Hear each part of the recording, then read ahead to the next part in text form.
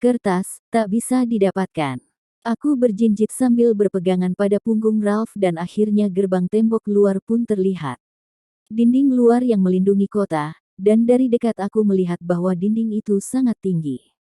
Bahkan setinggi bangunan Jepang 3 lantai dan cukup tebal. Ada gerbang di sisi utara, timur, selatan, dan barat tembok luar, dan beberapa prajurit berjaga di masing-masing pintu itu untuk memeriksa orang-orang yang masuk. Kami telah sampai di gerbang selatan dan kami dapat melihat beberapa prajurit yang sedang bertugas itu. Salah satunya adalah ayahku. Aku tidak bisa mengenali mana ayahku di antara prajurit yang lain, tetapi Tuli entah bagaimana bisa. Dia memeluk bungkusan itu di dadanya dan berlari ke arahnya, dan melambai keras. Ayah, kamu melupakan sesuatu. Kamu membutuhkan ini, bukan? Ayah berkedip kaget sembari Tuli menyerahkan benda itu padanya dengan senyum yang cerah.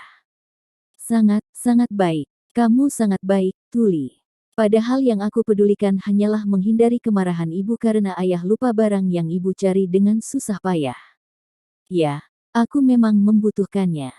Terima kasih, tunggu, apa kamu meninggalkan main sendirian? Tidak, aku membawanya bersamaku. Lihat, Ralph menggendongnya di punggungnya.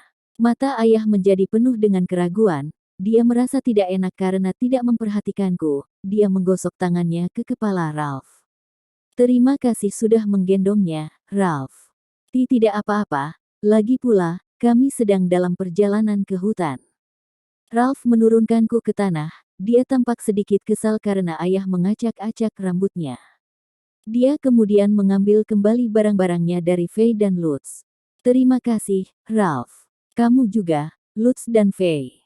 Setelah melihat Ralph dan yang lainnya pergi ke hutan melalui gerbang, Tuli dan aku dibawa ke ruang tunggu di dalam pintu gerbang bagian dalam.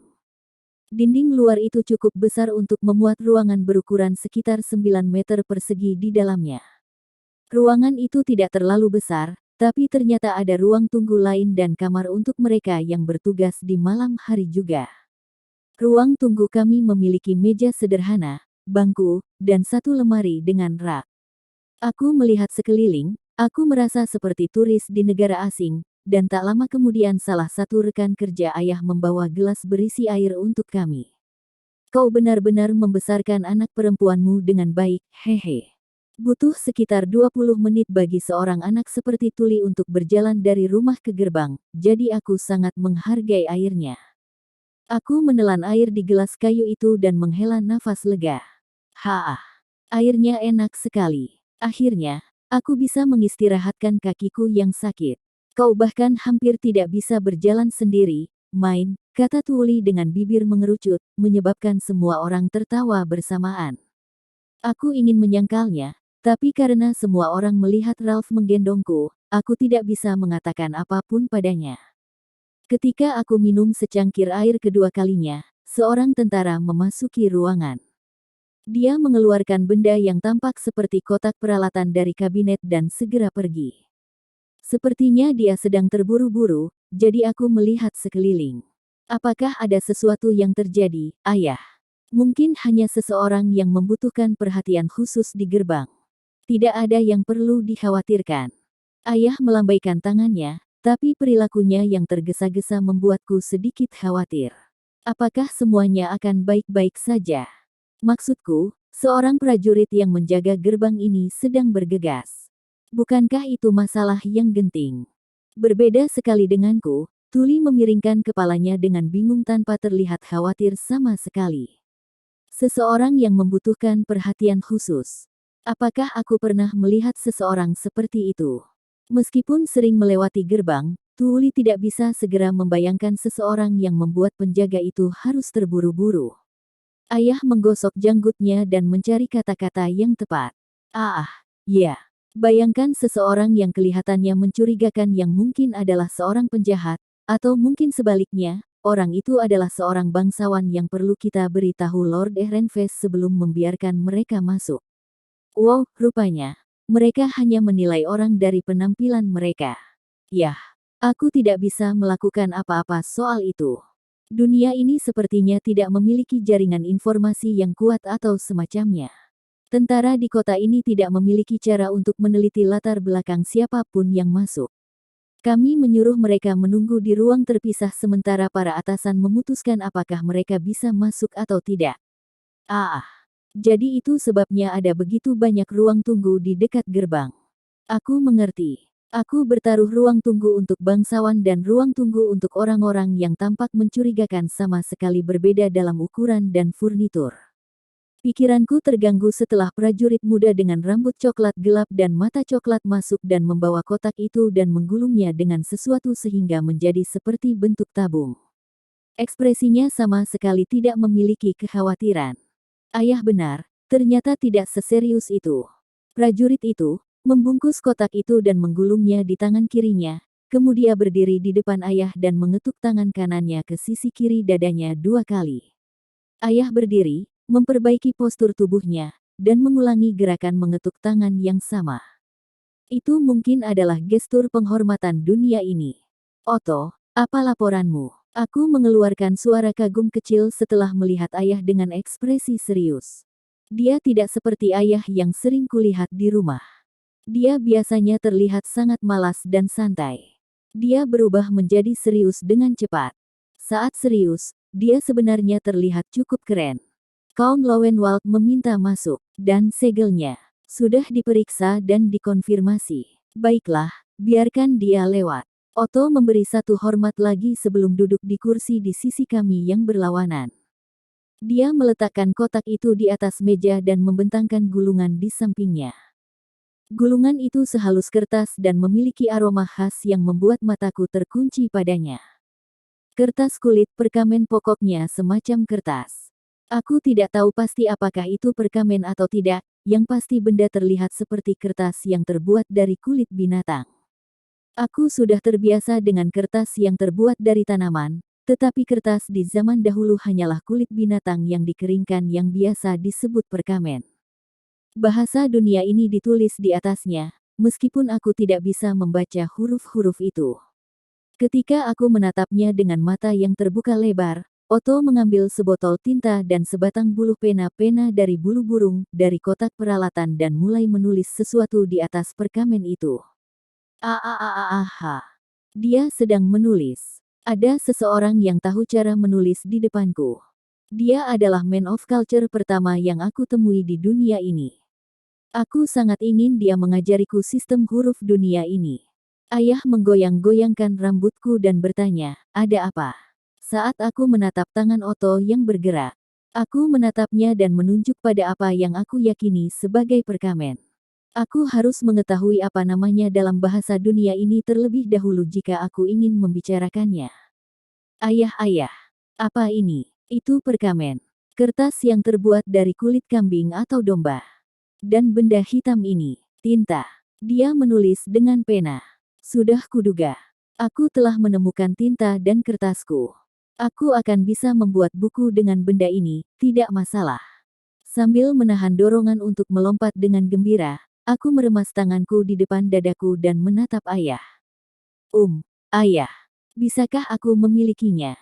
Tidak, itu bukan mainan untuk anak-anak. Kekuatan memohonku dengan menggunakan kemanisan gadis kecilku ditolak secara instan. Tentu saja, aku bukan tipe gadis yang akan menyerah setelah diberitahu, tidak sekalipun.